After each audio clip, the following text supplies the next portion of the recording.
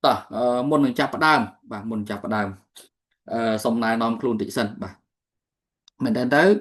nhóm trả giá bà nhưng nhóm hào hào ta kêu màu hồng suối nghe sủa bằng bộ nó nè chám bà chia xã hạ xã tháp bẩn đất bà xã hạ xã tháp bẩn đất rồi bỏ Better Life Việt Meta Visit nè rụp logo hồng có hòm nè rụp hòm nè nè bộ môn này cười nhỉ bà hay mình đến vào nhóm nhóm bà buồn chụp đến buồn đã sòng khăn bà sòng mẹp nhóm từ tiệm mối tại tuần chụp mùi nâng phòng xoáy ba chữ chi mấn chụp mùi nâng cá rồi về lìa bà rồi về lìa hay tại tuần chụp mùi nâng sờ cám nhóm bên cho đó bên tăng pi ca riêng phòng xoáy ca mơ để xây bà ca bậc xa ca sòng mẹp chặt xinh tam có buồn chi mấn bà có đôi chữ ca rồi về lìa lọ chẳng á chẳng bà sân bóng của ôn bên đồng đầu ca tại tuần chụp mùi nâng sờ cám mẹp xinh ai tiện tôi mà bàn xong mẹ bỏ vô nàyនៅក្នុង group Telegram បាទឬក៏កូនសាច់បាទទទួលបានតម្លៃ discount បាទពិសេសនៅលើហ្នឹងអញ្ចឹងនៅក្នុងថ្ងៃនេះយើងនិយាយតាក់ទងជាមួយនឹងបាទការសមាធិតាមបែបឈីមិនឌួនជាបាទឈីមិនឌួនជាមែនតើទៅនៅក្បួនឈីមិនឌួនជានេះបាទមានប្រវត្តិមកយូរហើយខ្ទង់ប្រហែលជា3 4,000ឆ្នាំមកហើយបាទដែលល្បីខ្លាំងនៅក្នុងសង្គ្រាមសម័យសាមកុកណាបងប្អូនអរគ្នាដែលអ្នកដែលគាត់ប្រើប្រាស់ក្បួននឹងដែលទទួលបានភាពល្បីល្បាញនិងជោគជ័យខ្លាំងគឺបាទជូកលៀងឬខុងមីងហ្នឹងបងប្អូនមួយចំនួនដែលមើលបាទដែលមើលរឿងសាមកុកហ្នឹងណាបាទប្រហែលជាធ្លាប់ដឹងហើយរឿងហ្នឹងអញ្ចឹងមុនពេលដែលខ្ញុំនិយាយបាទឬក៏បរៀនតាក់ទងជាមួយនឹងអឺឈីមិននេះចង់សួរបងប្អូនបន្តិចសម្រាប់បងប្អូនណាដែលធ្លាប់បាទដឹងបាទពីរឿងឈីមិនរឿងអីអីហ្នឹងបាទសូមវាយលេខ1មកបាទធ្លាប់ដឹងខ្លះបើសិនអត់ដែលដឹងថ្មីសុទ្ធតែម្ដងសូមវាយសូមដាក់លេខ2នៅក្នុងឆាតនេះណាដើម្បីខ្ញុំងាយស្រួលក្នុងការនិយាយបងនិយាយជូនបងប្អូនបង្រៀនជូនបងប្អូនឲ្យដឹងថាតើបងប្អូននេះនៅក្នុងកម្រិតណាបាទបើសិនដឹងច្រើនបាទខ្ញុំងាយស្រួលបរៀនតាមបែបអ្នកចេះច្រើនតែបើសិនថាអត់ដឹងសោះបាទខ្ញុំទៅតាមវិធីសាស្ត្រដែលអ្នកអត់ដឹងសោះបាទអញ្ចឹងបងប្អូនអាចទៅសេនៅក្នុងឆាតនេះបានតែចង់ដឹងដែរថាកម្រិតបងប្អូនធ្លាប់ដឹងពីឈីមិននឹងទេឬក៏ថ្មីសុទ្ធតែម្ដងបាទបើដឹងខ្លះលេខ1បតសោះបាទថ្មីសុទ្ធយើងអាចវាយលេខ2បានមានទេអត់មានអ្នកថែបអត់មានអ្នកវាយអូលេខ2ពលឺគាត់ថាគាត់ថ្មីសុទ្ធបាទមានអ្នកផ្សេងទៀតទេបងប្អូនអរគ្នា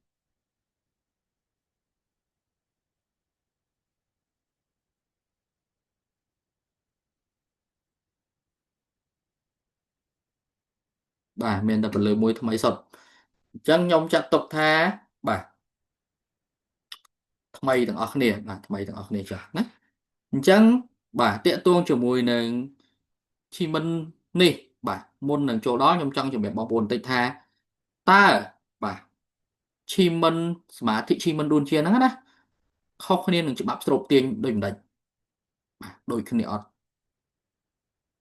បើដូចវាដូចបែបម៉េចបើអត់ដូចវាអត់ដូចវាខុសគ្នាវាខុសគ្នាកន្លែងណាអីកន្លែងណាណានៅពេលដែលខ្ញុំបានសិក្សាបាទឈីមិននេះដំបូងបាទដើមដៃណាអារម្មណ៍ខ្ញុំថាចុំនេះសមាធិនេះស្តៀងឈីមិនឌុនជាបាទសមាធិនេះស្តៀងច្បាប់ស្រូបទាញបាទយើងចង់បានអីយើងសម័យយើងនិយាយអញ្ចឹងណាបងប្អូនគ្នាប្រហែលជាលឺឲ្យច្បាប់ស្រូបទាញច្បាប់ស្រូបទាញហ្នឹងវាមានភាពល្បីល្បាញបាទល្បីល្បាញខ្លាំងវាមានប្រភពឬក៏ប្រវត្តិទេមកពីខាងប្រទេសលោកខាងលិចណាប្រទេសលោកខាងលិចគេមានថតជាវីដេអូបាទគេមានជាសភៅដែលសរសេរទាក់ទងច្បាប់ស្រូបទាញហ៎ប៉ុន្តែខ្ញុំចង់ជម្រាបបងប្អូនថាឈីមិនឌុនជានេះបាទសមាធិតាមបែបឈីមិននេះអត់ដូចជាមួយនឹងសមាធិតាមច្បាប់ស្រូបទាញទេអត់ដូចគ្នាទេតើខុសគ្នាត្រង់កន្លែងណាបាទខុសគ្នាត្រង់កន្លែងណាសមាធិតាមបែបច្បាប់ស្រូបទាញបាទន័យថាយើងអង្គុយយើងចង់បានយើងស្មើសម័យយើងចេញជារូបរាងបាទថាយើងនឹងបានអាហ្នឹង dương nó sầm mệt tưởng năng bà pon tai sma thị bà chỉ mấn bà dương sầm máy dương trong ban là bỏ nó specific chị lẽ pon tai dương lùm ắt dương tới trâu chiềng nè lùm ắt ban đây thảm mạch ban đây thẻ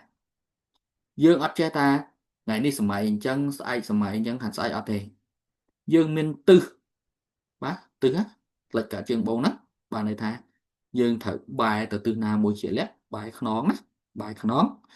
dương miền vật thụ bầm nòn để dương chọn bàn việc bài anh chạy tới chị ấy kế cách ca ranh vật thụ lôi cạ ca hổ xì rư cò tầm nẹ tầm non rư cò chùm núi ốp thom rư cò ấy ca sả lạnh trôi chất phiệp là bay là ba như chẳng từ anh nâng mập này tiết cứ dương miền mau miền pel ban đây tha mẹ ban tha mà ngày nâng thử đặt thơ ban lỗ đó tê với miền mau nó ô mau đi lọ khăn bà nè pel đi bà thử bàn tay thử lơ chùm nặng đi và top mò tiết bà ai đại dương thử thua nắng cư tiện tuông chùm mùi nắng cao thá law of equivalent exchange bà cả đọt đầu nè hai mùi tiết cứ cao tha evidential occurrence ការឆ្លើយតបរបស់ចក្រវាឡឬក៏ការឆ្លើយតបរបស់អឌិទេពឬក៏ការឆ្លើយតបទៅនឹងសំណើទៅនឹងការបួងសួងទៅនឹងអីដែលយើងសុំណាអញ្ចឹងណាបាទកន្លែងហ្នឹងអញ្ចឹងវាធ្វើឲ្យក្បួនធីមិនហ្នឹងវាមានភាពលំអិតល្អិតល្អន់វាច្បាស់លាស់ជាងច្បាប់ស្រូបទាញហ្នឹងមិនមែនយើងចេះតែ blindly believe បាទថា blindly believe ចេះតែជឿដោយងងឹតងងល់ណាអត់ទេអញ្ចឹងវាមានភាពជាក់លាក់អញ្ចឹងកន្លែងនេះបាទសមាធិឈីមិនដូចជាហ្នឹងគឺជាបាទការប្រើប្រាស់កម្លាំងបាទល្អរបស់ធម៌ពលចក្រវាឡនៅក្នុងពេលវេលាណាមួយខណៈណាមួយម៉ោងណាមួយទិសណាមួយដើម្បីសម្រេចវត្ថុបំណងដែលយើងចង់បានបាទអាចជាហិរញ្ញវត្ថុលុយកាក់ជំនួបធំដូចខ្ញុំនិយាយខាងដើមណាបាទលក់ដីដាច់បាទសុខភាពល្អឬក៏ចង់អីមួយឬក៏ចង់បានអីមួយដែលកើតឡើងបាទឲ្យកើតឡើងស្របនឹងវត្ថុបំណងដែលយើងចង់បាទហ្នឹងណាអាហ្នឹងគឺតែបែបហ្នឹងអញ្ចឹងចង់ជំរាបជូនបងប្អូនថាតកតួងជាមួយនឹងការសមាធិតាមបែបឈីមិនបាទមែនតើមានច្រើនប្រភេទមានច្រើនប៉ុន្តែនៅក្នុងថ្ងៃនេះខ្ញុំលើកមកបង្រៀនឬក៏មកជំរាបជូនបងប្អូនតាមមករបៀបឯងច្រើនពេកយើងអាចស្មុគស្មាញញ៉ៃញ៉ៃវិលវល់បាទអញ្ចឹងនៅក្នុងនេះដែលខ្ញុំបង្ហាញជូនបងប្អូននេះគឺសុទ្ធតែជាតារាងឈីមិនឌួនជាទាំងអស់1 2 3 4 5បាទអញ្ចឹងអាមួយខាងឆ្វេងដៃគេបំផុតនេះគឺជាតារាងឈីមិនប្រចាំឆ្នាំបានន័យថាធម្មពលប្រចាំឆ្នាំរបស់យើងទាំងមូលហ្នឹងគេអាចធ្វើការព្យាករណ៍ប្រមាលមើលដោយប្រើប្រាស់តារាងឈីមិនប្រចាំឆ្នាំ2025មានរឿងអីបញ្ហាអីគ្រោះថ្នាក់អីល្អអីសេដ្ឋកិច្ចប្រែប្រួលអីបែបម៉េចបាទសង្គ្រាមបែបម៉េចបាទមុខរបរណារីកចម្រើនមុខរបរណាគូជិះវៀងគឺមាននៅក្នុងទាំងអស់បាទបន្តមកទៀតមានតារាងខែធម្មពលប្រចាំខែបានន័យថាគេអាចព្យាករណ៍បាទគេអាចព្យាករណ៍គេមើលដឹងបាទអំពីការប្រែប្រួលណាស្ថានភាពសេដ្ឋកិច្ចបាទរឿងរ៉ាវផ្សេងដោយប្រើប្រាស់តារាងប្រចាំខែក៏បានដែររឿងរ៉ាវប្រចាំខែឬក៏តារាងឈីមិនប្រចាំថ្ងៃបាទអតិ3កដាលនេះឬក៏តារាងម៉ោងបាទធម្មពលម៉ោងឬក៏អានេះមួយទៀតគឺធម្មពលប្រចាំខ្លួនយើងអាចុងគេនេះតារាងឈីមិនប្រចាំខ្លួនរបស់យើងអ្វីដែលខ្ញុំជូនបងប្អូននេះគេហៅថាយើងអាចប្រើប្រាស់តារាងទាំង5ប្រភេទនេះធ្វើការព្យាករណ៍ផងធ្វើការសមាធិផងបាទយើងចាត់ជាពីរប្រភេទធំៗគេហៅថា static and dynamic បាទ static អត់ប្រែប្រួលទេយើងអាចប្រើតារាងប្រចាំខ្លួនរបស់យើងក៏បានឬក៏យើងអាចប្រើប្រាស់តារាងដើម្បីធ្វើការសមាធិតាមរយៈការប្រើប្រាស់តារាងប្រចាំម៉ោងក៏បានប្រចាំថ្ងៃក៏បានប្រចាំខែក៏បានប្រចាំឆ្នាំក៏បានអញ្ចឹងបងប្អូនបាទប៉ុន្តែនៅក្នុងថ្ងៃនេះបាទខ្ញុំលើកយកតែមួយឯងឲ្យបងប្អូនងាយស្រួលយល់ គឺយើងប្រើប្រាស់ឈីមិនសមាធិបាទតាមរយៈការប្រើប្រាស់បាទតារាងម៉ោងណាតារាងម៉ោងដើម្បីចាប់លៀបដើម្បីទាញប្រយោជន៍ដើម្បីសម្រេចគោលដៅហើយតារាងនេះគឺប្រែប្រួលរៀងរាល់2ម៉ោងម្ដងបាទ2ម៉ោងម្ដងណាបងប្អូននេះបាទអញ្ចឹងដើម្បីឲ្យការធ្វើសមាធិរបស់បងប្អូនទទួលបានជោគជ័យបាទបងប្អូនមួយចំនួនតែងតែសួរខ្ញុំជារឿយថាលោកគ្រូខ្ញុំធ្វើអត់បានលោកគ្រូអត់សម្រេចលោកគ្រូអត់ជោគជ័យយើងមានជំហានវានៅក្នុងការធ្វើបាទជំហាននៅក្នុងការធ្វើដែលខ្ញុំបំបែកបាទខ្ញុំបំបែកនឹងជាជំហានដើម្បីឲ្យបងប្អូនបាទធ្វើទៅតាមហ្នឹងនឹងបងប្អូនទទួលបានលទ្ធផលហើយបាទហើយបាទស្ដាប់ហើយរៀនហើយយកទៅអនុវត្តខ្លួនឯងបាទមើលត្រឡប់មកវិញថាយើងខ្វះខាតអីកន្លែងណាទើបមិនបានទទួលផលបាទយើងមើលតាមហ្នឹងទី1ដើម្បីឲ្យធ្វើសមាធិទទួលបានជោគជ័យបាទយើងត្រូវទាញការគិតរបស់យើងពីអវិជ្ជមានមកនៅសិនមកចំណុចកណ្ដាលសិនបានន័យថាម៉េចបានន័យថាបើសិនក្នុងចិត្តក្នុងអារម្មណ៍រាងកាយយើងពេលសមាធិហ្នឹង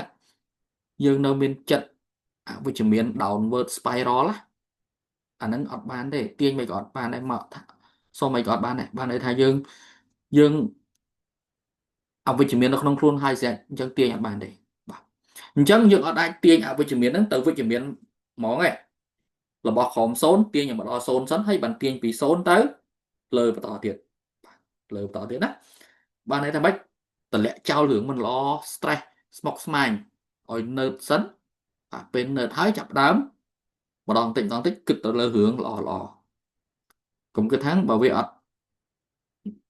បានបើវាមិនល្អវាអញ្ចឹងវាចោះគិតថានោះចុះបើរឿងហ្នឹងកើតឡើងទៅល្អចុះបើរឿងហ្នឹងសម្រេចដូចយើងចង់បានចុះបើរឿងហ្នឹងពិតជាបានលើសអីដែលយើងរំពឹងទុកអញ្ចឹងយើងមិនរំភើបយើងមិន exciting បាទត្រូវទេបងប្អូនអញ្ចឹងអាកន្លែងដែលរំភើបហ្នឹងអាហ្នឹងឯងចាប់ផ្ដើមទាញមករឿងល្អអញ្ចឹងចាប់ផ្ដើមធ្វើសមាធិបាទជាងចាប់ផ្ដើមធ្វើសមាធិអញ្ចឹងលក្ខខណ្ឌចាំបាច់នៃការធ្វើសមាធិណាទី1បងប្អូនត្រូវមានវត្ថុបំណងច្បាស់លាស់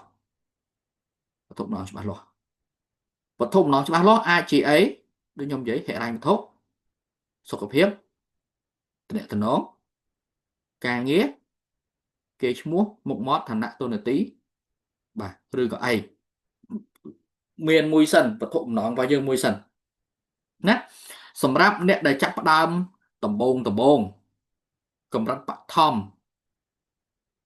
សុំតែមួយបានទេកុំសុំច្រើនណាសមាធិយកតែរឿងមួយសិនកុំច្រើនម្ដងចេះ1 2 3 4 5អត់បានទេសុំមួយសិនបាទបន្ទាប់មកទៀតត្រូវដឹងថាធម៌ពលដែលល្អនៅក្នុងម៉ោងនោះបាទឬអតិទេពដែលមកនឹងត្រូវមួយវត្ថុបំណងរបស់យើងអត់អានេះវារៀង detail បន្តិចអញ្ចឹងបងប្អូនទាំងអស់គ្នាត្រូវចាំថានៅពេលដែលខ្ញុំជូនព័ត៌មានដែលខ្ញុំផ្ដល់ជូននៅក្នុងក្រុមខ្ញុំតែងតែសេឲ្យថាថ្ងៃម៉ោងទិសវត្ថុបំណងខ្ញុំរ៉ៃរាប់បាទ1 2 3បាទ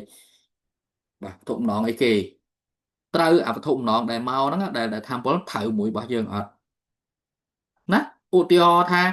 វត្ថុបំណងហ្នឹងបានតែលុយកែស្រាប់តែយើងសុំគេឈ្មោះលបាញ់ល្បីសុំមានអតិថិជន fan ច្រើនវាអត់ត្រូវប៉ុន្តែយើងឆ្លាតយើងអាច convert ភាពឆ្លៀសវៃយើងណាយើងអាចបង្វែរអតិថិជន fan អ្នកគ្រប់គ្រងទៅជាលុយបានបាទណាទី2ពេលដែលមើលឃើញថាត្រឹមត្រូវហើយយើងចាប់ផ្ដើមអនុវត្តដូចខាងក្រោមបាទខាងក្រោមណាអញ្ចឹងអានេះគឺតារាង achievement ទេតារាង achievement ទេតិចទៀតខ្ញុំនឹងឧទាហរណ៍និយាយពីតារាងហ្នឹងឲ្យស្ដាប់អញ្ចឹងនៅពេលដែលយើងដឹងថាបាទតើ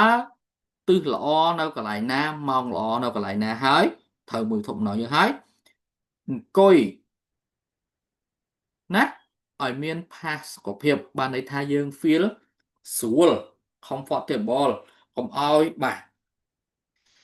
រឿងពិបាកអង្គុយបាទរឿងតឹងកៅអៅទៅរឿងពិបាកអង្គុយអត់ស្រួលចិត្តបាទអាហ្នឹងគឺអត់ល្អទេអត់បានផលទេបាទហើយអង្គុយបែរខ្នងឲ្យត្រូវទិសឧទាហរណ៍ថាបើប្រាប់ថាបែរខ្នងទៅទិសខាងបងឈៀងកើតបាទបងប្អូនអរគ្នាអាចឆ្ងល់ថាចុះអីលោកគ្រូធ្វើម៉េចទៅដឹងថាត្បូងឈៀងកើតបាទត្រីវិស័យបាទត្រីវិស័យនៅលើទូរស័ព្ទយើងហ្នឹងបងប្អូននេះបាទត្រីវិស័យយើងណាធម្មតាទូរស័ព្ទបងប្អូនមួយចំនួនបាទទូរស័ព្ទបងប្អូនមួយចំនួនគឺមានត្រីវិស័យហើយស្រាប់ទូរស័ព្ទបងប្អូនមួយចំនួនទៀតបាទអត់មានត្រីវិស័យទេអញ្ចឹងធ្វើម៉េច download កម្មវិធីមកបាទ download កម្មវិធីមកណាវាយនៅក្នុង App Store ឬ Play Store ហ្នឹងបាទទាញយកកម្មវិធីត្រីវិស័យមួយមកហើយពេលដែលយើងចុចបើកលើវាបងប្អូនមុននឹងចុចបើកបងប្អូនត្រូវបាទក្លុកវាទៅជាសញ្ញាលេខ8ផ្ដេកបាទភាសាអ្នករៀនគេហៅថាសញ្ញាអាណនបាទ8ផ្ដេកអញ្ចឹង4 5ជុំមកមែនតែនមូលហេតុនៃការក្លុកហ្នឹងគេហៅថា calibrate ឲ្យវាត្រឹមត្រូវហើយបន្ទាប់មកយើងចុចលើសញ្ញាត្រីវិស័យហ្នឹងហើយយើងដាក់ទូរស័ព្ទហ្នឹងនៅលើតុឬក៏កាន់ឲ្យស្មើដៃចាប់ផ្ដើមមើលទិសបាទនៅលើហ្នឹងវាប្រាប់ហើយលេចកើតជើងបងអញ្ចឹងណាអញ្ចឹងបើវាប្រាប់ថាត្បូងឈៀងកើតឬក៏កើតឬក៏ជើងយើងអង្គុយសេរីបាយខ្នងយើងឲ្យចំបាយខ្នងយើងឲ្យចំបាទបន្ទាប់ពីបាយខ្នងឲ្យចំហើយបងប្អូនចាប់ផ្ដើមធ្វើម៉េចបិទភ្នែកហើយពិនិត្យដង្ហើមចេញចូលផ្ដោតលើដង្ហើមចេញចូលបាទចេញក្តៅចូលត្រជាក់ចេញក្តៅចូលត្រជាក់គ្រប់បែបយ៉ាងគឺយើងបាទដឹងណាសំឡេងខ្យល់លមាស់ឆ្កែព្រុសមនុស្សដើរឡានម៉ូតូបើកសំឡេងម៉ាស៊ីនសំឡេងដង្ហើមម៉ាស៊ីនត្រជាក់អីដឹងទាំងអស់បាទតែគ្រាន់តែដឹងណាពេលហ្នឹងពេលដែលគ្រាន់តែដឹងហ្នឹងហើយយើងចាប់ដើមរាប់ថយក្រោយបាទពេលចិត្តស្ងប់ហើយចាប់ដើមរាប់ថយក្រោយ64 63 62 61បាទ60 59 58 57 56 55 54ដេញរហូតមកដល់1បាទមកដល់1ណាពេលដែលមកដល់1ហើយចាប់ផ្ដើមនិយាយពីបំណងប្រាថ្នាដែលយើងចង់បានចង់បានអីគេ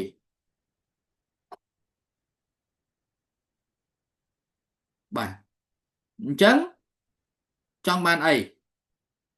ពេលដែលនិយាយពីបំណងប្រាថ្នា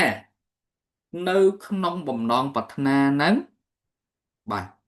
ត្រូវមានភាពច្បាស់លាស់ខ្ញុំឧទាហរណ៍មួយឧទាហរណ៍ថាបងប្អូនជាអ្នកលក់ដូរនៅក្នុងផ្សារចុះឧទាហរណ៍ពេលដែលបងប្អូនធ្វើសមាធិជីមិនបងប្អូនថាអូឃើញមកតើតងលុយកាក់បាទកោស៊ីបងប្អូនធ្វើបងថាសុំថ្ងៃនេះខ្ញុំស្ងប់ណាយើងនិយាយសូមឲ្យថ្ងៃនេះបាទចក្រវាលជួយខ្ញុំបាទលក់ដូរដាច់បានលុយច្រើនអតិថិជនច្រើនអាហ្នឹងគឺអត់ត្រឹមត្រូវហេតុអីលុយច្រើនហ្នឹងច្រើនប៉ុណ្ណាបាទ$100ក៏ច្រើន$1000ក៏ច្រើន$10000ក៏ច្រើន$1,000,000ក៏ច្រើនប៉ុណ្ណាអញ្ចឹងកំណត់ឲ្យច្បាស់ថាអូថ្ងៃនេះសូមមកចក្រវាលជួយខ្ញុំឲ្យលក់ដូរដាច់ឧទាហរណ៍ដងមួយថ្ងៃខ្ញុំលក់បាន$500សូមឲ្យថ្ងៃនេះខ្ញុំលក់បាន$1000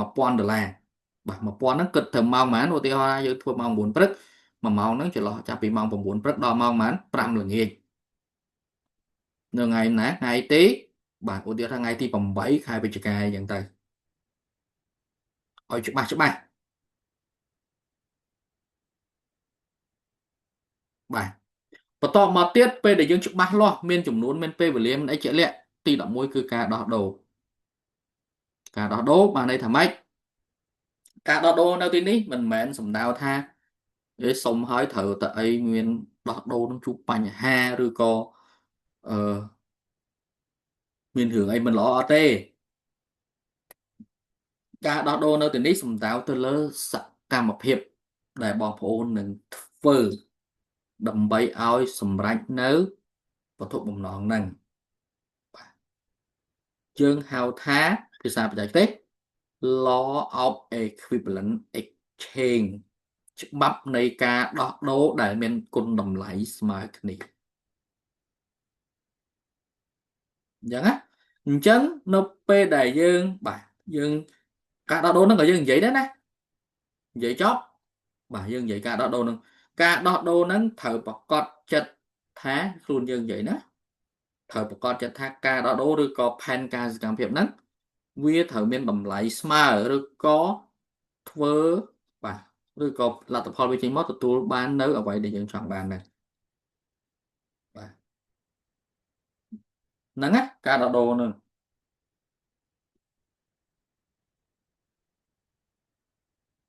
អញ្ចឹងខ្ញុំឧទាហរណ៍មួយឧទាហរណ៍ថាបងប្អូនចង់សម្រក់គីឡូបាទអឺឲ្យបានស្រក10គីឡូក្នុងរយៈពេល2ខែឧទាហរណ៍ចុះបាទឧទាហរណ៍ណាស្រាប់តែការដោះដូររបស់បងប្អូនថាហឹមសូមឲ្យចក្រវាលឬក៏ទេវតាហ្នឹងអតិទេពជួយឲ្យខ្ញុំស្រកឲ្យបាន10គីឡូក្នុងរយៈពេល2ខែហើយខ្ញុំនឹងធ្វើការបរិច្ចាគលុយ$50ទៅកាន់ទីពេទ្យគន្ធបុប្ផាអញ្ចឹងអាការដោះដូរ50ហ្នឹងជាមួយនឹងការស្រកហ្នឹងវាអត់ត្រូវគ្នាទេបងប្អូននឹងមិនស្រកទេប៉ុន្តែបើបងប្អូនថាសុំឲ្យចក្រវាលជួយណែនាំបាទគ្រូបង្វឹកសម្រក់គីឡូបាទខ្ញុំបានជួបមកហើយខ្ញុំនឹងធ្វើតាមសេចក្តីណែនាំរបស់គេបាទមិនថាតមអាហារមិនថាហាត់ប្រាណមិនថារៀបចំរបបអាហារផ្សេងខ្ញុំនឹងបដិញ្ញាចិត្តធ្វើឲ្យបានបាទអញ្ចឹងចក្រវាលបង្ហាញផ្លូវហើយជួយឲ្យខ្ញុំស្រកគីឡូមក10គីឡូយេពេល2ខែអញ្ចឹងមកអាហ្នឹងគឺអូខេប៉ុន្តែបើថាហូបអត់តមទេអត់ហាត់ប្រាណទេអត់ទៅគ្រូបង្វឹកទេអត់ដូររបបអាហារទេហើយយើងទៅបរិច្ចាគលុយអីចឹងទៅឬក៏ថាសូមព្រះអង្គដងកើជួយខ្ញុំស្រក10គីឡូមកបាទអញ្ចឹងស្រកឲ្យខ្ញុំនិយាយ2ខែហ្នឹងខ្ញុំទៅលាអំណន់បាទអាហ្នឹងក៏អត់ស្រកដែរបាទន័យថាដោះដូរនឹងវាអត់ត្រូវការដោះដូរហ្នឹងវាត្រូវតែសមស្របជាមួយនឹងបាទកិច្ចការដែលយើងចង់បាននេះដែលយើងលទ្ធផលដែលយើងចង់បាននេះណាឧទាហរណ៍ថាយើងបន់ស្រន់យើងសុំឲ្យអីបាទរកស៊ីបានចំណេញច្រើនអីច្រើនហ្នឹងគឺត្រូវអីការដោះដូរយើងត្រូវភ្ជាប់ជាមួយនឹងផែនការយុទ្ធសាស្ត្រដែលយើងនឹងធ្វើដើម្បីសម្រេចអាហ្នឹងมันបានផលបើមិនចឹងទេអត់បានផលទេណាបងប្អូនអូខេបន្តមកទៀតទី11គឺការបើកចិត្តបាទបើកចិត្តអរគុណចក្រវាលបាទបានន័យថាយើងបើកចិត្តបើកកាយរងចាំទទួលឱកាសល្អល្អរឿងល្អល្អចូលមកណាបាទចូលមកថាខ្ញុំសូមបើកចិត្តបើកកាយទទួលនៅឱកាសល្អល្អរឿងល្អល្អដែលចក្រវាលផ្ដល់ឲ្យខ្ញុំបាទហើយអរគុណថ្លែងអំណរគុណហើយបន្តមកទៀតបងប្អូនត្រូវចេះសង្កេតមើលគេហៅថា evidential occurrence ណា evidential occurrence ដែលមកបាទ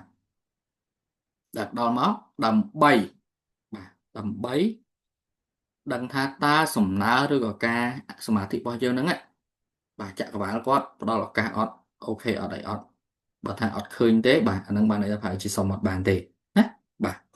ឥឡូវយើងក៏លេខមកមើលតាក់ទងជាមួយនឹងបាទឧទាហរណ៍នេះខ្ញុំយកឧទាហរណ៍នេះឲ្យបងប្អូនណាចាំតិចសុំបន្តិចបាទអានេះស្ដែងមកបាទស្ដែងអញ្ចឹងនៅក្នុងនេះបាទនៅក្នុងនេះបងប្អូនអាចមានភាពស្មុគស្មាញបន្តិចថាអូលោកគ្រូស្មុគស្មាញណាស់តារាងនេះអីនេះអញ្ចឹងណាមិនដឹងថាមើលបែបណាអីបែបណាទេបាទឥឡូវយើងមើលណាអានេះគឺជាតារាង achievement បាទម៉ោងចន្លោះពីម៉ោង7រហូតដល់ម៉ោង8:59នាទី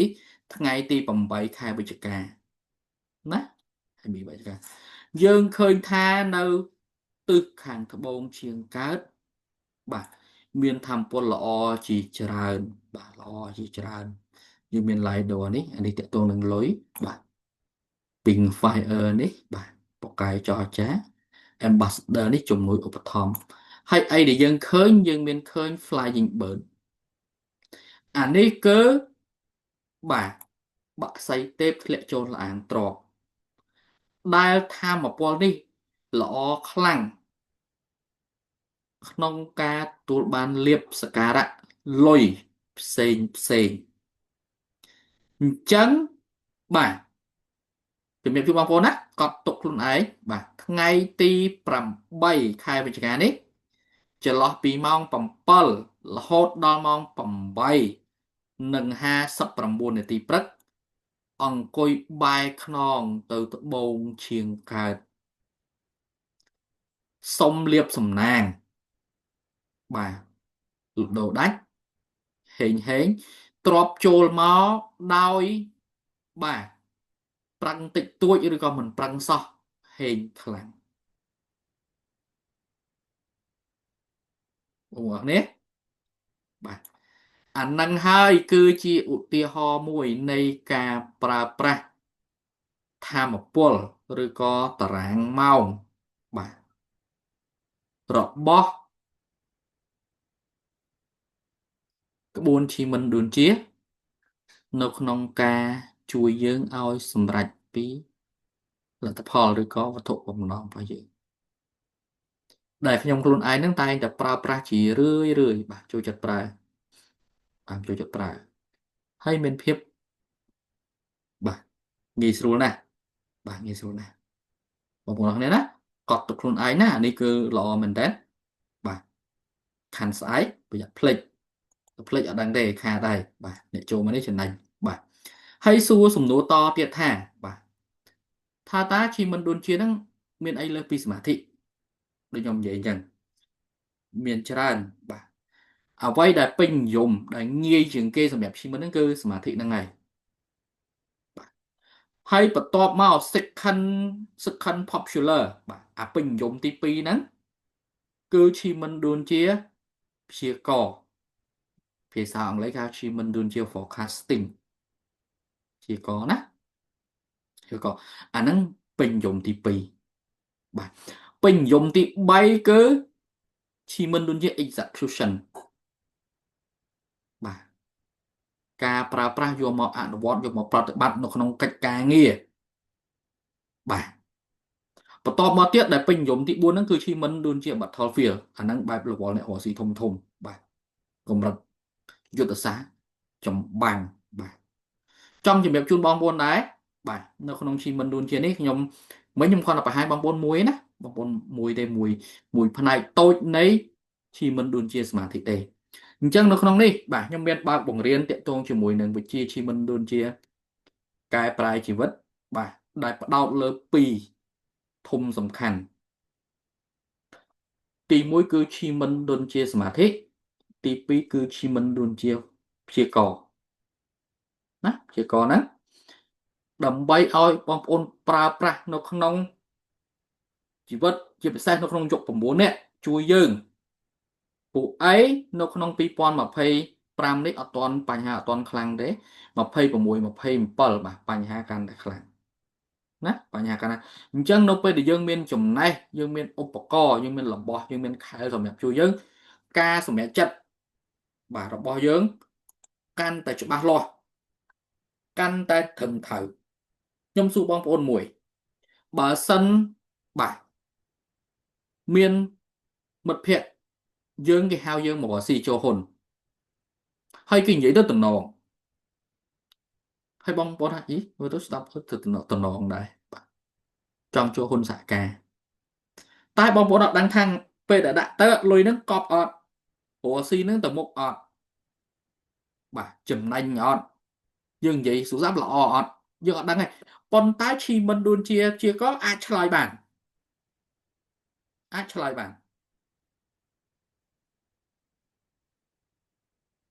ថាតើការរស់ស៊ីហ្នឹងល្អទេចំណេញទេសហការល្អទេឆ្លើយបានឬក៏មួយទៀតបងប្អូនដែលមានគូសកលគ្រួសារប្តីប្រពន្ធថាមករយៈហ្នឹងដូចប្តីខ្ញុំប្លែកដឹងថាគាត់មានស្រីអត់យើងប្រើឈីមិនឌួនជា forecasting ហ្នឹងព្យាករណ៍ហ្នឹងអាចឆ្លើយបានទៀតថាគាត់ មានស្រីអត់ប្តីយើងមានស្រីអត់ប្រពន្ធយើងមានប្រុសអត់មានអ្នកទី3ទី4អត់ឆ្លើយបានបាទចម្លើយគឺត្រឹមត្រូវឬក៏បងប្អូនដែលនៅលីវដែលជាការនារីភេទណាស្អាតស្រាប់តែមានក្នុងអំឡុងនោះស្អាតហើយយើងដល់អាយុពេញវ័យដែរពេញជាផ្កាយបាទមានបងប្អូនមានអីហ្នឹងណា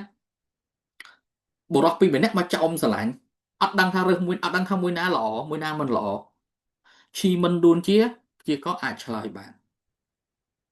បាទថាមួយណាល្អមួយណាមិនល្អឆ្លើយបានឧទាហរណ៍ថាគេមកខ្ចីលុយយើងបាទថាអមិត្តភក្តិឬបងប្អូនឬអីមកខ្ចីលុយថាសុំខ្ចី$1000 2000 3000ឬក៏5000មកយើងនៅស្ទាក់ស្ទើរមិនដឹងទេខ្ចីទៅគេអត់សងបាទចង់សួរឈីមិនថាតើគេខ្ចីទៅសងលុយអត់ឈីមិនដួនជាឆ្លើយបានថាខ្ចីទៅបានលុយវិញអត់ដាក់ទៅបាត់គេបោកអត់ឆ្លើយបានបាទអញ្ចឹងនៅក្នុងនេះបាទខ្ញុំនឹងបង្រៀននៅថ្ងៃទី22ខែវិច្ឆិកាហើយនេះគឺជាបាទមេរៀនដែលខ្ញុំមករៀនទី1តាក់ទងជាមួយនឹងសេចក្តីផ្ដើមពីវិជ្ជាឈីមុនឌុនជាបាទនិយាយពីថាឈីមុនឌុនជានឹងជាអីគេបាទយើងត្រូវដឹងបាទ introduction វាណាបន្ទាប់មកនិយាយអំពីអតិទេពទាំង10បានន័យថាមនុស្សយើងម្នាក់ម្នាក់ណាមានអតិទេពប្រចាំខ្លួនមានទិសប្រចាំខ្លួនដែលអតិទេពដែលទិសហ្នឹងអាចប្រើប្រាស់ដើម្បីធ្វើការសមាធិភ្ជាប់ជាមួយនឹងបាទអតិទេពរបស់យើងទាញកម្លាំងអតិទេពរបស់យើងមកប្រើឲ្យត្រូវជាមួយនឹងបាទវត្ថុមងដែលយើងចង់បានអតិទេពហ្នឹងគឺបាទមានធម៌ពលមានមុខងារផ្សេងផ្សេងគ្នាណានេះដែលខ្ញុំនិយាយក្នុងចំណុចទី3ទាក់ទងជាមួយនឹងការសមាធិនិងប្រើប្រាស់អតិទេពទាំង10ហើយបន្តមកទៀតយើងនិយាយទាក់ទងជាមួយនឹងការព្យាករណ៍ហើយអត្តន័យរបស់អតិទេពទាំង10នៅក្នុងការព្យាករណ៍បាទមានមួយចំនួនដូចជាមួយនឹងអត្តន័យក្នុងការសមាធិប៉ុន្តែមានមួយចំនួនទៀតអត់ដូចគ្នាទេណាខ្ញុំឧទាហរណ៍មួយឧទាហរណ៍ថាបាទមនុស្សម្នាក់គាត់មានអតិទេពប្រចាំខ្លួនគឺ White Tiger គឺខ្លាសអញ្ចឹងនៅក្នុង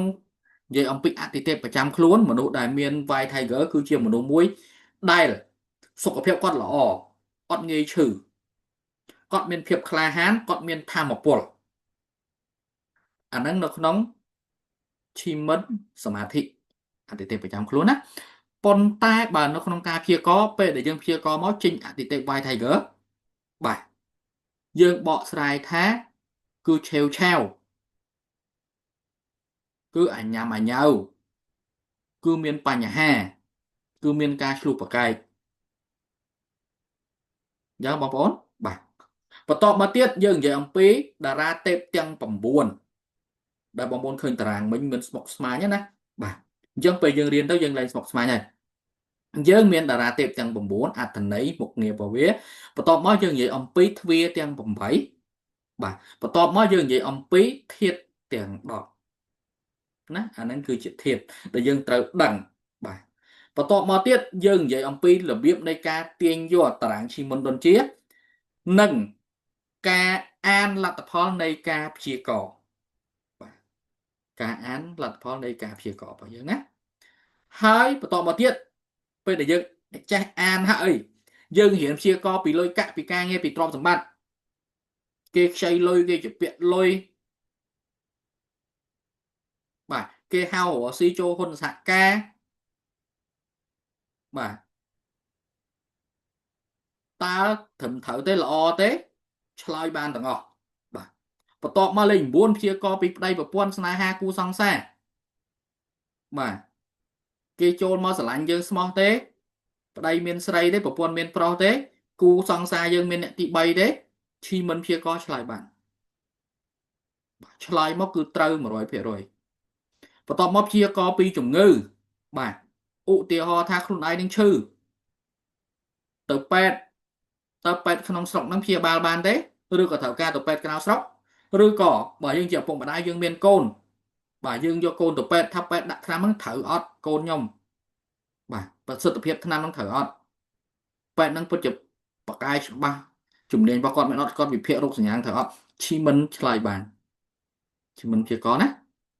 បន្តមកទី11ការព្យាករណ៍អំពីអចលនទ្រព្យដីផ្ទះតើក្នុងក្បួននេះណាក្នុងការបរិញ្ញានេះខ្ញុំនិយាយជូនបងប្អូនឧទាហរណ៍ថាបងប្អូនកំពុងដើររាំមើលផ្ទះស្រាប់តែឃើញផ្ទះនៅក្នុងបរិយាមួយហ្នឹងល្អស្រឡាញ់ប៉ុន្តែអត់ទុកចិត្តថាតើធម៌ពលរបស់ផ្ទះហ្នឹងល្អអត់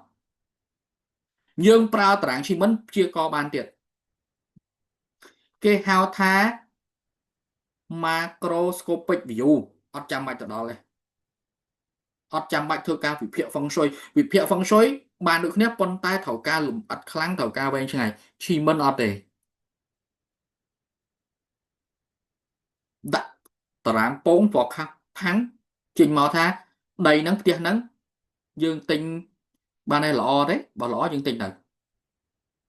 បើដីនឹងអត់ល្អបាទកុំសាងសង់កុំទិញវាជួយយើងបានកន្លែងហ្នឹងទៀតបាទ very effective មានប្រសិទ្ធភាពខ្លាំងបន្ទាប់មកនិយាយអំពីព្យាករណ៍បញ្ហាទាំង8ប្រភេទបាទបានន័យថាទាំងអស់គ្នាបាទដឹងហើយក្នុងជីវភាពការរស់នៅប្រចាំថ្ងៃរបស់យើងអ្នកណាក៏ជួបបញ្ហាដែរអញ្ចឹងយើងត្រូវដឹងថាបញ្ហាហ្នឹងខ្ញុំព្យាករណ៍ទៅបញ្ហាអីគេឧទាហរណ៍កន្លែងធ្វើការកន្លែងក្រុមហ៊ុនឬក៏អីមានបញ្ហារបស់យើងព្យាករណ៍ផាំងថាមានបញ្ហាអីគេហើយថាតើបញ្ហាហ្នឹងដោះស្រាយបែបម៉េចបាទកម្រិតវាធ្ងន់ធ្ងរប៉ុណ្ណាបន្ទាប់មកចំណុចចុងក្រោយគឺយើងនិយាយពីក្បួនវិជ័យសង្គ្រាមទាំង6ណាអាហ្នឹងសំខាន់នៅក្នុងការប្រើប្រាស់ដូចខ្ញុំនិយាយប្រាប់គ្នាយើងពីខាងដើមមិញថាយើងទៅប្រជុំយើងទៅធ្វើបទបង្ហាញយើងទៅចរចាសញ្ញេកុងត្រាយើងចង់ឈ្នះគេយើងចង់មានប្រៀបយើងចង់លាក់ខ្លួនបាទគឺនៅក្នុងក្បួនវិជ័យសង្គ្រាមទាំង6ហ្នឹងបាទយើងយកមកប្រើបានបាទបន្ថែមពីលើនេះបាទអត់តអស់ទេខ្ញុំមានផ្ដល់ជូនរបស់ពិសេសជូនបងប្អូនទី1វិទ្យាឈីមិនដូចជាកែប្រែជីវិតនេះបាទតម្លៃ$697ណាវគ្គបង្រៀនហ្នឹងហើយខ្ញុំនឹងជួយបងប្អូន support រយៈពេល6ខែ6ខែនេះបានន័យថាពេលដែលបងប្អូនរៀនហើយបងប្អូន plot តារាងរៀន plot រៀនឆ្លើយរៀនអានបើករូបមន្តជាមួយនឹងការអនុវត្តនៅក្នុងជីវិតពិតបាទអត់ដូចគ្នាទេទៅវាជួបឧបសគ្គហើយដូចយើងរៀនដើរអញ្ចឹងណាប៉ុន្តែខ្ញុំជួយបងប្អូន along the way បាទប្រាប់ថាត្រូវមើលកន្លែងណាត្រូវអានថាម៉េចបកស្រាយថាម៉េចបាទ6ខែមែនតើតម្លៃ6ខែនោះវាស្មើនឹង$6ហើយស្រេចបន្ទាប់មកទៀតខ្ញុំមានផ្ដល់ជូនវគ្គពិសេសបាទរបៀបចាប់លាបតាមក្បួនហុងស៊ុយលុកដីនិងផ្ទះដាច់អចលនទ្រព្យវគ្គនេះបើបង្រៀនបាទតម្លៃ$197បន្ថែមពីបង្រៀនអាហ្នឹងហើយខ្ញុំជួយផ្ទាល់ទៀតដើម្បីចាប់លាបនិងលុកដីផ្ទះដាច់បានន័យថាពេលដែលយើង implement អនុវត្តជាក់ស្ដែងខ្ញុំជួយទៀតបាទអាហ្នឹងគឺតម្លៃ$249បន្ថែមពីលើហ្នឹងខ្ញុំមានផ្ដល់ជូនមួយវគ្គទៀតគឺរបៀបចាប់លាបនិងលក់ផលិតផលដាច់បាទតម្លៃ$197បើយើងមើលទាំងអស់នេះតម្លៃ$1940សល់ត្រឹមតែ$697ទេចំណេញបាន$1000ជាង1243ជាងណាអញ្ចឹងបាទគឺជាឱកាសមួយដែលល្អមែនតើសម្រាប់បងប្អូនអរគ្នាបើសិនបងប្អូនមានចំណាប់អារម្មណ៍ចង់រៀនចង់សិក្សាវិជ្ជាមិននេះបាទអាចតាក់ទងតាម Telegram ផ្ទាល់របស់ខ្ញុំបានបាទតាមរយៈទូរស័ព្ទលេខ071 45 12 568ឬក៏ Telegram ក្នុង group ហ្នឹងបងប្អូនឆាត message មកបាទសួរព័ត៌មានបន្ថែមអីបានតាក់ទងជាមួយនឹងវគ្គសិក្សាតម្លៃពិសេសនេះយើងរៀនអនឡាញបាទអញ្ចឹងបងប្អូនមិនថាអូនៅឆ្ងាយនៅនេះនៅអត់ពិបាករៀនទេរៀនអនឡាញតាម Zoom បន្ទាប់ពីការរៀនមានផ្ដល់ជូនជាវីដេអូ record ជូនបងប្អូនអាចមើលទៅតាមលក្ខខណ្ឌរបស់បងប្អូនបានបាទជួនកាលអត់បានចូលរៀនខកខានអញ្ចឹងចាប់មើលវីដេអូមានផ្ដល់ជូនជាមេរៀនបាទឯកសារបកប្រែជាភាសាខ្មែរណាបង្រៀនជាភាសាខ្មែរអ្នកអត់ចេះសោះក៏រៀនបានដែរកុំបារម្ភណាលើកលែងតែពាក្យបច្ចេកទេសមួយចំនួនដែលបកអត់បានសូមរក្សាភាពដើមប៉ុន្តែបរៀនជាភាសាខ្មែរណាបងប្អូនអរគ្នាអញ្ចឹងបើបងប្អូនមានចំណាប់អារម្មណ៍បាទមានចំណាប់អារម្មណ៍បាទអាចតាក់ទងមកបានហើយខ្ញុំជូនទៅបងប្អូនថាមានចំណែកមានវិជ្ជាជីវមនុษយជាតិដូចមានជាខែលជារនាំងការពារខ្លួនយើង ការពារពីឧបសគ្គការពារពីបញ្ហាផ្សេងការពារបានពីការខាតបង់ខ្ញុំប្រើ achievement នេះជួយខ្ញុំបានច្រើនណាស់បងប្អូនបើគិតមកដល់ឥឡូវលុយចំណេញខ្ទង់ចូលរាប់ម៉ឺនដុល្លារហើយបាទតាំងពីការវិនិយោគតាំងពីការសម្រេចចិត្តអីផ្សេងខ្ញុំគិតថាបងប្អូនពិបាកជាងគេគឺជាពិសេសគឺការសម្រេចចិត្តទាក់ទងនឹងលុយកាក់បាទនៅពេលដែលយើងmuốnធ្វើអីមួយណាអាហ្នឹងគឺព្យាករណ៍ achievement នឹងបានឆ្លើយជូនបងប្អូនបានចេះគឺយើងប្រើបាននៅក្នុងជីវភាពប្រចាំថ្ងៃតែម្ដងអត់ពិបាកទេអត់ស្មុគស្មាញទេអញ្ចឹងណាបាទឥឡូវនេះខ្ញុំនិយាយតាក់ទងជាមួយនឹងការប្រើប្រាស់ប្រតិទិនប្រចាំខែណាការប្រើប្រាស់ប្រតិទិនប្រចាំខែតែនេះមានបងប្អូនសួរខ្ញុំច្រើនដដែលបាទអញ្ចឹងមិនខ្ញុំថាខ្ញុំអ្នកខ្លះគាត់សុំតាក់ទងមួយធ្វើវីដេអូរឿងសមាធិខ្ញុំថាអត់ទេបរៀនមកទៅស្រួលឆ្ងល់អីស្រួលបានបន្ទាប់មកយើងនិយាយតាក់ទងមួយនឹងការប្រើប្រាស់ប្រតិទិនប្រចាំខែណាអញ្ចឹងបងប្អូនអរគ្នាណាបងប្អូនអរគ្នាមើលឲ្យតាន់ខ្ញុំនឹងបញ្យល់មួយទៅមួយបាទទៅមួយទេតាក់ទងជាមួយនឹងការប្រើប្រាស់ប្រតិទិនប្រចាំខែនេះបាទសុំបន្តិច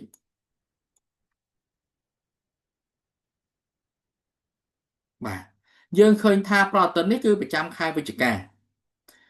កន្លែងនេះបាទក្នុងខែវិច្ឆិកានេះចន្លោះថ្ងៃពី7វិច្ឆិការហូតដល់6ធ្នូគឺរាសីខាងលើភ្លើងដក Ting Fire ខាងក្រោមគឺ High កុលណាអញ្ចឹងថ្ងៃនេះថ្ងៃទី6អត់តន់ចូលទេអត់តន់ចូលទេណាធម្មពលគឺស្ថិតនៅក្នុងខែចនៅឡើយទេខែចនៅឡើយទេហើយរាសីខាងលើគឺភ្លើងបូកអញ្ចឹងបងប្អូនដែលមានឆ្លូវមួយម៉ែចរោងបាទថ្ងៃនេះថ្ងៃចុងក្រោយប្រយ័ត្នយ៉ៃបាទផុតយប់នេះស្អែកចាប់ដើមចូលធម្មពលថ្មីបាទកុលអញ្ចឹងខ្ញុំចាប់ផ្ដើមពីបាទខាងនេះទៅមុនអានេះគឺអាទិត្យច័ន្ទអង្គារពុទ្ធពហុអត់មានបញ្ហាអីទេបងប្អូនបាទបន្ទាប់មកបាទពុទ្ធរបស់យើងនេះគឺថ្ងៃសិលណាផ្កាយ1ថ្ងៃល្អផ្កាយ2ល្អមធ្យមផ្កាយ3ល្អខ្លាំងអញ្ចឹងបានន័យថាម៉េចបានន័យថាពេលបងប្អូនមានផែនការធ្វើអីមួយឧទាហរណ៍ថាទិញឡានចូលផ្ទះឧទាហរណ៍ថាបញ្ចេញចាប់ផ្ដើម project ថ្មីឧទាហរណ៍បើកហាងថ្មីបាទឬថ្ងៃណាមានផ្កាយឬថ្ងៃណាមានផ្កាយបើបានផ្កាយ3ល្អបំផុតបើបានផ្កាយ3ល្អបំផុតណាបើបានផ្កាយ1ក៏គ្រាន់បើបានផ្កាយ2ក៏គ្រាន់បើបើអត់ផ្កាយសោះបានន័យថាវាអត់សូវល្អបងប្អូនតោះណាបន្ទាប់មកយើងមើលណានៅក្នុងតារាងនេះគេហៅថាអានេះធាតុឈើបូកមួយចបានន័យថាម៉េចបានន័យថាធម្មពលប្រចាំថ្ងៃគិតតាមក្បួនប៉ាជឺចឲ្យបាច់ទៅកុលអានេះគឺថ្ងៃមន្ត្រីទាំង12ថ្ងៃស្ថាបនាភាសាអង់គ្លេសគឺ establish បាទថ្ងៃជំនួសចេញបាទ remove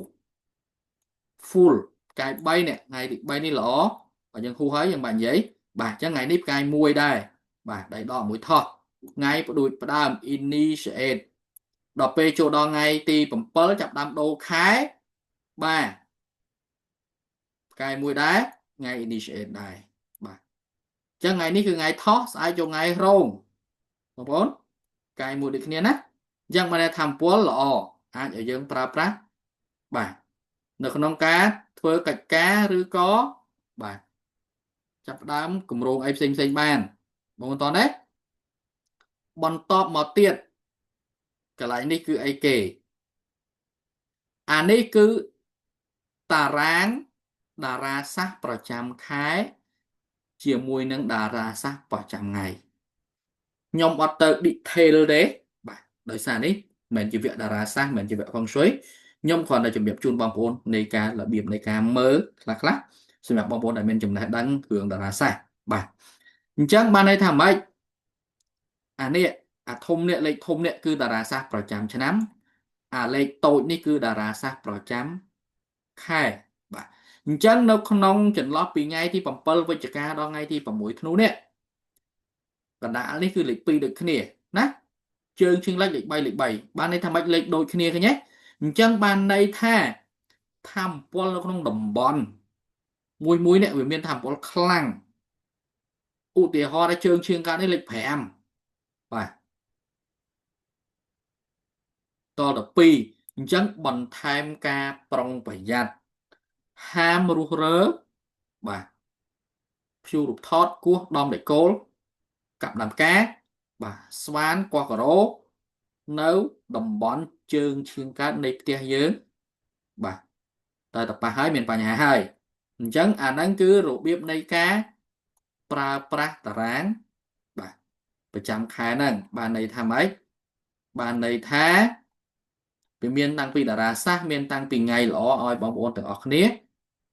ប្រើប្រាស់ណាតោះនេះតោះណាបន្តមកទៀតយើងមើលដល់តាកតងជាមួយនឹងការប្រើប្រាស់ប្រតិទិនប្រចាំថ្ងៃណាតែបងប្អូនជួយខ្ញុំការប្រើប្រាស់ប្រតិទិនប្រចាំថ្ងៃអញ្ចឹងអានេះអត់មានអីពិបាកទេអានេះ logo ទេណាខែវិច្ឆិកាថ្ងៃទី3ចំថ្ងៃច័ន្ទល្អសម្រាប់កិច្ចការបានន័យថាតើថ្ងៃច័ន្ទទី3នេះយើងអាចធ្វើកិច្ចការបានខ្លះបងនៅក្នុងខែវាគ្រាន់តែប្រាប់តែផ្កាយទេប៉ុន្តែអត់ដឹងថាផ្កាយហ្នឹងបានអីគេទេអញ្ចឹងយើងមើលណាឥឡូវយើងមើលបងប្អូនឃើញផ្កាយថ្ងៃ3ផ្កាយ2ហ៎អញ្ចឹងសួរថាតើថ្ងៃ3ផ្កាយ2ហ្នឹងផ្កាយ2លើគេចាប់ផ្ដើមតួនាទីថ្មីអាជីវកម្មថ្មីទាលុយរំលាយចោលអីមួយ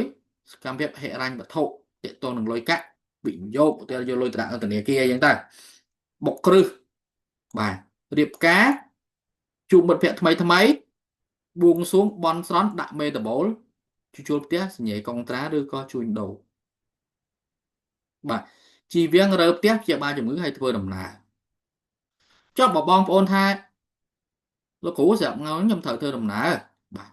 បើសិនជាអាចយើងចេញនៅម៉ោងល្អប្រចាំថ្ងៃវាមានម៉ោងល្អបំផុតនេះអត់មានយើងប្រើម៉ោងល្អណាចេញពីព្រលឹមម៉ោង6កន្លះចេញពីផ្ទះឬក៏ធ្វើកិច្ចការនៅម៉ោង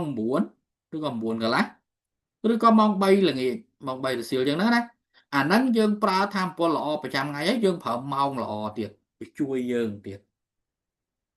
បាទបន្ថែមទៅលើហ្នឹងនៅថ្ងៃ3ហ្នឹងវាប្រាប់ថាភ្លើងយ៉ាងមកមួយជូតអញ្ចឹងឆុងមមីអញ្ចឹងបានន័យថាអ្នកដែលមានឆ្នាំមមីមិនថាឆ្នាំមមីខែមមីថ្ងៃមមីម៉ោងមមីឯដែលក្នុងរាសីរបស់យើងណាយើងត្រូវប្រយ័ត្នប្រយែងអាចមានការផ្លាស់ប្ដូរឬអាចមានការឆ្លោះឆ្លោយឬអាចមានរឿងអីកើតឡើងដែលខុសពីការរំពឹងទុករបស់យើងរំពឹងទុករបស់យើងបងប្អូនហើយឆ្នាំដែលល្អជាមួយនឹងធម៌ពលនៅក្នុងថ្ងៃ3ហ្នឹង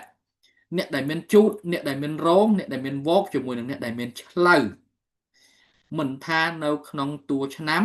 តួខែតួថ្ងៃឬតួម៉ោងទេ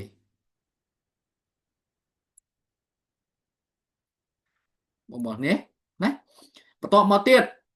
មុនថ្ងៃមន្ត្រីទាំង12គឺថ្ងៃពេញបរិបូរ full តារានិកទាំង28គឺ net ឈ្មោះវាណាអានេះគឺកញ្ចុំផ្កាយកញ្ចុំផ្កាយតារានិកទាំង28នេះបន្ទាប់មកយើងក៏អាចប្រើតារាងឈីមិនប្រចាំថ្ងៃបានដែរបើបងប្អូនត្រូវការជំនួយឧបត្ថម្ភគេជួយនៅក្នុងថ្ងៃទី3នេះអង្គុយបាយខ្នងទៅត្បូងជើងលិចសមាធិអធិដ្ឋានសូមឲ្យគេជួយចង់បានវត្ថុបំណងគោលដៅយើងសម្រេចណាតថ្ងៃអនាគតមើលឃើញវែងឆ្ងាយបាយខ្នងទៅលិចចង់បានលុយកាក់រស់ស៊ីហេងលៀបសំណាងបាយខ្នងទៅជើងចង់បានតំណែងល្អមួយតិជនប្តីប្រពន្ធបងប្អូនញាតិមិត្តបាយខ្នងទៅកើតហើយអានេះមួយថ្ងៃពេញ ចុះបើបងប្អូនរកស៊ីលក់ដូរនៅផ្សារអត់មានពេលធ្វើអញ្ចឹងពេលអង្គុយបើអត់បានធ្វើក៏ដោយក៏អង្គុយបាយក្នុងទៅទិសហ្នឹងក៏បានដែរហើយក្នុងចិត្តយើងផ្សងណាបើយើងអត់បានធ្វើសមាធិត្រឹមត្រូវប្រព្រឹត្តពួកអីអ្នកខ្លះធ្វើការអ្នកខ្លះរកស៊ីបាទអ្នកខ្លះចេញដំណើរដើរផ្លូវឆ្ងាយអញ្ចឹងយើងមើលទៅតាមលក្ខខណ្ឌជាក់ស្ដែងហើយទិសនេះគឺយើងប្រើបានមួយថ្ងៃពេញមួយថ្ងៃពេញណាអាហ្នឹងគឺរបៀបនៃការប្រើបាទនៃការប្រើណាហើយបាទបើសិនបងប្អូនរៀបចំធ្វើកិច្ចការឬអីនេះនៅម៉ោងល្អរបស់យើងហើយបើថាបងប្អូនថាចុះលោកគ្រូបើសិនខ្ញុំយកម៉ោងល្អហ្នឹងបាទយកមកសមាធិហ្នឹងបានទេបាទបានអត់បញ្ហាទេប៉ុន្តែគ្រាន់តែទិសសមាធិនេះអាចប្រើប្រាស់បានមួយថ្ងៃពេញពេលណាក៏បានដែរឬក៏បើយើងមានណាត់គេបាទជួបគេប្រជុំមួយគេ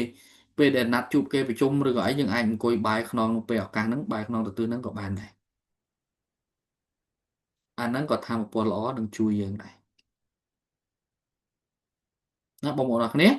បាទអញ្ចឹងខ្ញុំមានជូនបងប្អូនប៉ុណ្ណឹងបងប្អូនមានសំណួរអាចសួរបានណាបងប្អូនមានសំណួរទេ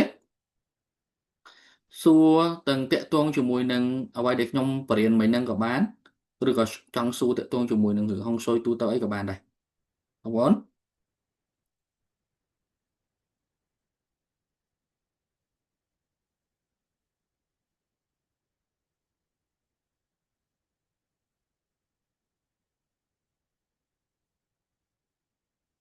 បងប្អូនមានអីឆ្ងល់ទេអាចសួរបាន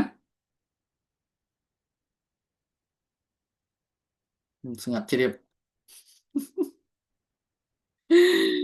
អឺនេះរតនាខាងកំពង់ឆ្នាំងមានអីសួរទេមានឃើញរតនាឆ្ងល់ច្រើន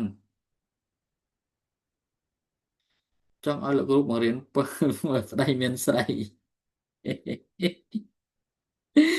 បាទរតនាតកតងមួយនឹងប្តីមានស្រីហ្នឹងយើងខ្ញុំមានបង្រៀនណានៅក្នុងវគ្គឈីមិននេះចោះឈ្មោះទៅបរៀនហើយជប់ខ្ញុំសៀសិនចាំតិចណាអឺចំរកកន្លែងសៀណាណាខ្ញុំសៀបាទនេះនៅក្នុងចំណុចទី9អញ្ចឹងនៅក្នុងវគ្គហ្នឹងខ្ញុំមានបរៀនតាក់ទងជាមួយនឹងបាទរបៀបមើលប្តីមានស្រីប្រពន្ធមានប្រុសបាទសង្សារយើងមានអ្នកទី3អត់មានគេជ្រៀតជ្រែកអត់អាហ្នឹងគឺយើងមាននៅក្នុងហ្នឹងណាតោះបងប្អូនមានអីសួរទៀត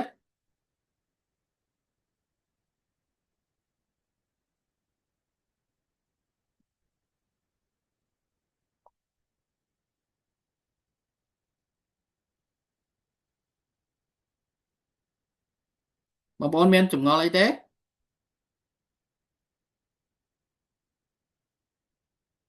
អត់មានអីឆ្ងល់ហ៎ច្បាស់អស់ហ่ะអូខេ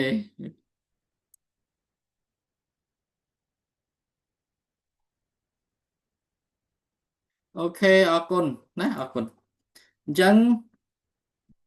បងប្អូនយើងអត់មានសំណួរទេណាតកតងមួយនឹងឈីមិនសមាធិអញ្ចឹងកុំភ្លេចណាថ្ងៃខ្ញុំបញ្ជាក់ម្ដងទៀតថ្ងៃទី8ខែវិច្ឆិកាណា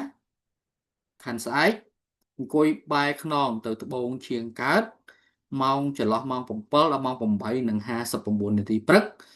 សុំតាក់ទងមួយលុយកាក់លាបសំណាងបាទហូរចូលដោយសារវាមានធម៌ពលល្អគឺបាក់សីទេពធ្លាក់ចូលលអាងទ្រប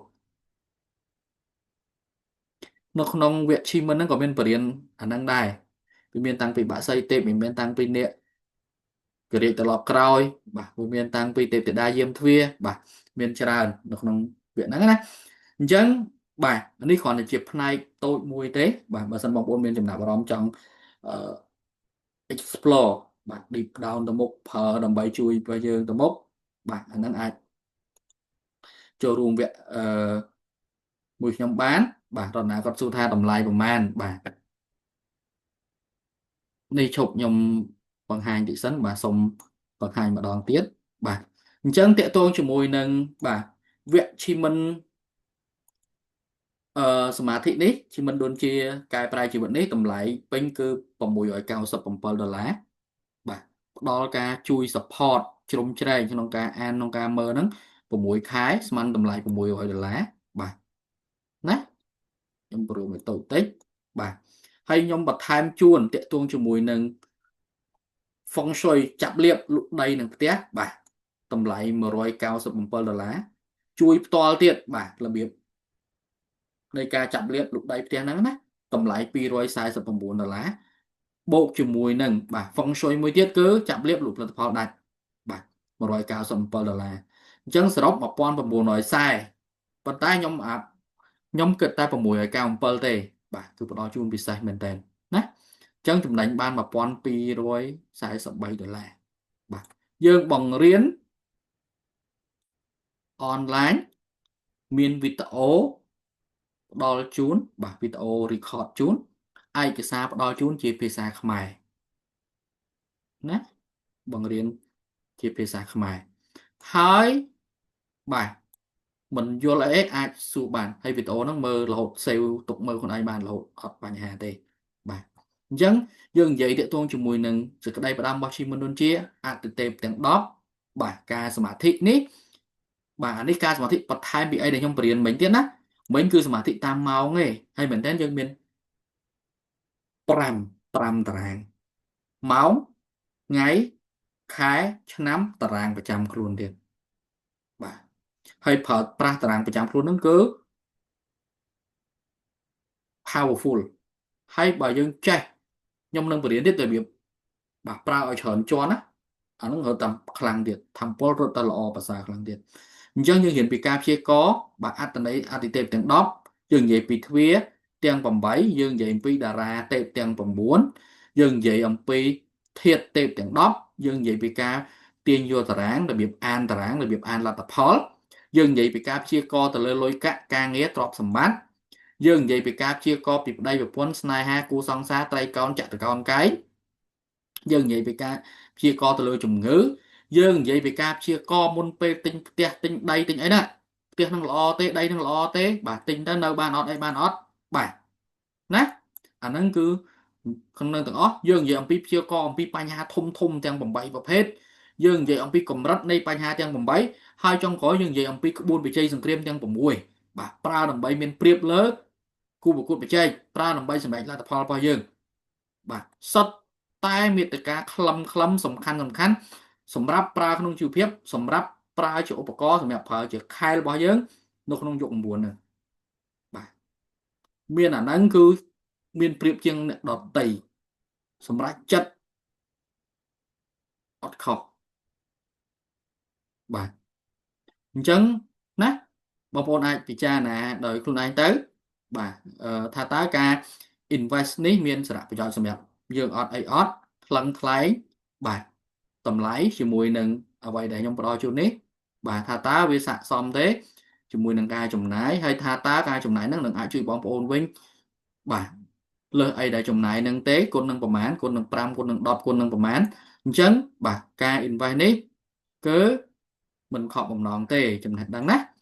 អញ្ចឹងមានជូនបងប្អូនប៉ុណ្ណឹងហើយបាទអរគុណបងប្អូនសម្រាប់ការចូលរួមនៅក្នុងយប់នេះបាទជួបគ្នានៅឱកាសក្រោយបើសិនមានសំណួរអីអាចសួរនៅក្នុងក្រុមបន្ថែមបានឬក៏បាទឆាតមកខ្ញុំផ្ទាល់សួរក៏បានដែរបាទអរគុណបងប្អូនទាំងគ្នាបាទជម្រាបលាអរុន good night បាទហើយរីករាយថ្ងៃបុណ្យសម្រាប់អុំទូកណាអរគុណ